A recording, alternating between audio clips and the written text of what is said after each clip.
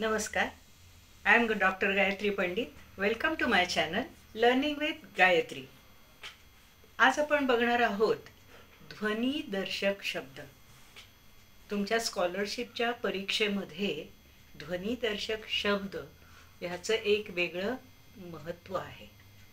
तर ही स्कॉलरशिप कुठली आहे? 5वीची. 5वीच्या स्कॉलरशिपला आपण काय म्हणतो? Pre upper primary scholarship examination. ही एक्झामिनेशन तुमच्या अगदी जवळ आली आहे. तर त्या दृष्टीनं तुम्ही खूप प्रयत्न करत आहात. अजून थोडासा प्रयत्न लागणारच आहे.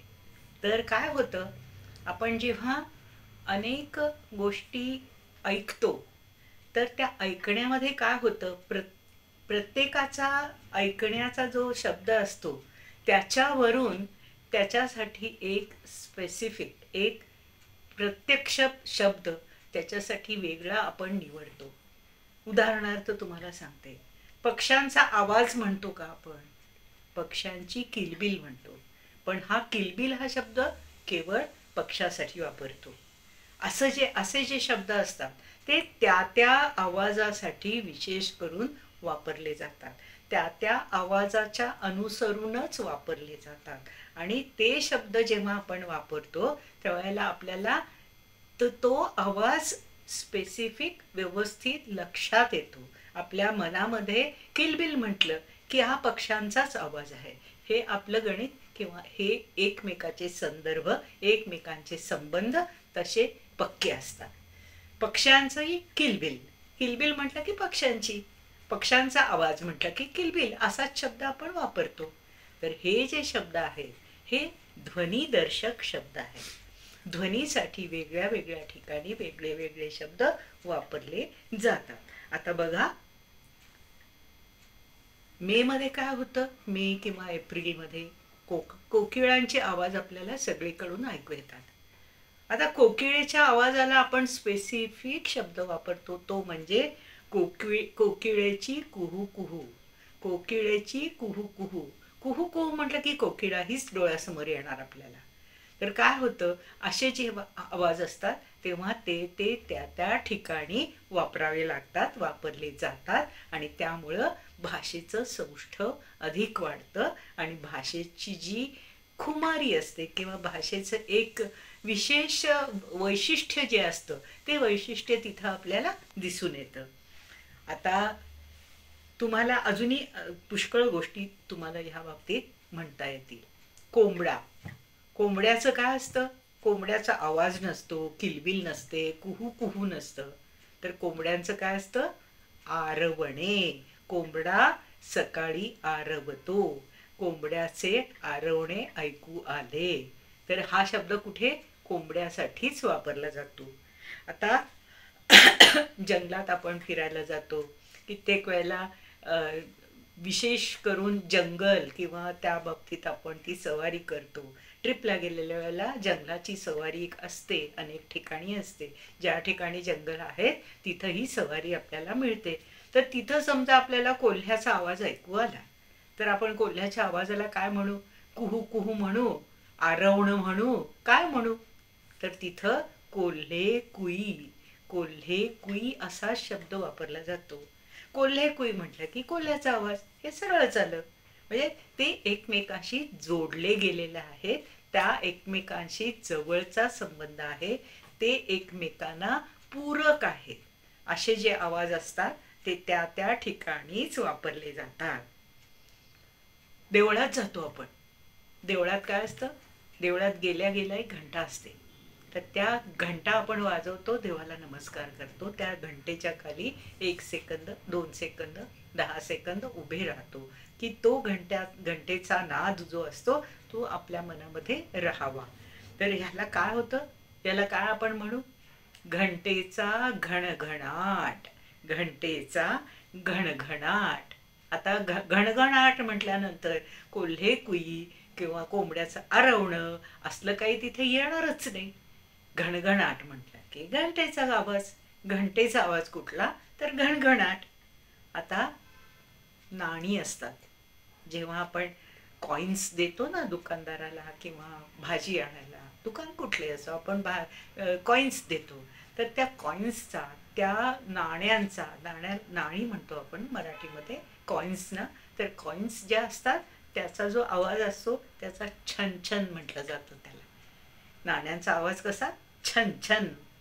विजेची बेल बेल वाजती, दारावरची बेल वाजते ना, कोणीतरी आलं की दारावरची बेल वाजवतात, आपण दार उघडतो, तर त्या बेलला काय म्हणतो? Ding dong bell. आपण छोटेपणी गाणं म्हणतो ना, ding dong bell puss is in the bell म्हणतो ना, तर तिथं डिंग डॉंग हा जो आवाज आहे ना, हा बेलचा आवाज आहे. हा कुठल्या? दारावरच्या बेलचा आवाज येतो, डिंग डॉंग बेल. पण घंटेचा आवाज कसा? घणघणाट, घण घण, हा आवाज जो आहे तो घंटेचा आवाज आहे. आता पावसाळ्यात काय होतं? पावसाळ्यामध्ये ढग आलेले असतात आणि त्या ढगांचा काय होतो? आवाज खूप जोरजोरात आवाज येतो. छोटी छोटी मुलं असतात, त्या आवाजाला कित्येक वेळेला थोडीशी घाबरतात. तरी हा आवाजाला आपण काय म्हणतो? या आवाजाला ढगांचा गडगडाट. ढगांचा गडगडाट. ढगांचा गडगडाट. हाय, केवढा गडगडाट झाला ढगांचा. आवाज येतो ना, मोठा आवाज, गडगड गडगड असा, तर त्याला गडगडाट म्हणायचं. पाऊस धोधो पडतो. आता इथे धोधो हे पावसासाठी वापरलं जातं. आणि कशासाठी हे वापरलं जातं? तर धबधब्यासाठी सुद्धा हा शब्द वापरला जातो. धबधबा कसा पडतोय? धोधो पडतोय. पाऊस कसा पडतोय? धोधो पडतोय. धोधो म्हणजे त्याला एक जोर आहे. त्या पाण्याच्या फ्लोला, ते पाणी जे पडतं आकाशातून किंवा धबधब्यातून, त्याला एक जोर आहे. त्या जोरासाठी आपण काय म्हणतो? धो धो. तर इथे काय होतं? धो धो हा शब्द जर वापरला तर आपण हा घंटेसाठी नाही वापरणार, तर हा पाण्यासाठी, धबधब्यासाठी, पावसासाठी वापरू आपण. आता वीज पडते. आपण आताच बघितलं ढगांचा गडगडाट होतो, पण जेव्हा वीज चमकते ना आकाशामध्ये, अशी लक्कन चमकून जाते, तर त्यावेळेला जो आवाज होतो ना, त्याला आपण काय? कडकडाट. जोरात कडकड कडकड कडकड असा जो आवाज येतो त्याला विजांचा कडकडाट झाला. विजांचा कडकडाट झाला. हे कसे शब्द आहेत? हे ध्वनिदर्शक शब्द आहेत. त्या ध्वनीची आपल्याला माहिती होते. तोच शब्द वापरल्याबरोबर कशाचा तो ध्वनी आहे, कशाचा तो आवाज आहे, हे आपल्याला लगेच समजतं. आता अजून बघूया. मोराचं नृत्य, मोराचं नाच जो असतो ना, मोर नाचतो, त्याला आपण काय म्हणतो? Thuy Thuy. आपल्याला माहित आहे, थुई थुई नाच माझ्या अंगणात मोरा, निळ्या निळ्या पिसाऱ्याचा फुलं व फुलोरा. ही जी थुई थुई आहे ना, ही थुई थुई हा शब्द मोराच्या नाचासाठीच वापरला जातो. आणि त्या थुई थुई म्हटल्याबरोबर आपल्याला डोळ्यासमोर कोण येतं? मोरच येणार, दुसरं काही येणार नाही. आता अनेक वेळेला काय होतं, आपण झाडावरती अनेक पोपट पाहतो. संध्याकाळच्या वेळेला विशेष करून एखाद्या झाडावरती पोपटांची जिथं घरटी असतात ना, त्या ठिकाणी पोपट संध्याकाळी विशेष करून त्या ठिकाणी आले की तिथं काय होतं? त्या पक्ष्यांचा इतकी बडबड सुरू होते की आपल्याला वाटतं की ते भांडतायत. त्यांचा आवाज जो असतो ना, एका वेळेला अनेक पोपट बोलत असतात. तर मग हे पक्ष्यांचं भांडण वाटतो आपल्याला. पक्ष्यांचं खरं वास्तविक ते भांडण असतं का नसतं, आपल्याला त्याची भाषाच नाही समजत ना. पण त्यामुळे आपल्याला काय वाटतं की ते पोपट भांडतायत, ते पक्षी भांडतायत. पण त्या भांडणाला आपण काय म्हणू? कलकलाट. कलकलाट आवाज कसा कलकल कलकल कलकल येत असतो ना, तर मग त्याला आपण काय म्हणू? कलकलाट. पक्ष्यांचा कलकलाट. कारण ते आपल्याला काय वाटतं? ते कलकल कलकल भांडतायत. वास्तविक ते भांडतायत की नाही भांडत हे आपल्याला त्यांच्या भाषा माहिती नसल्या कारणानं आपल्याला ते समजत नाही. पण तरी सुद्धा त्या आवाजाला आपण कलकलाट असं म्हणतो.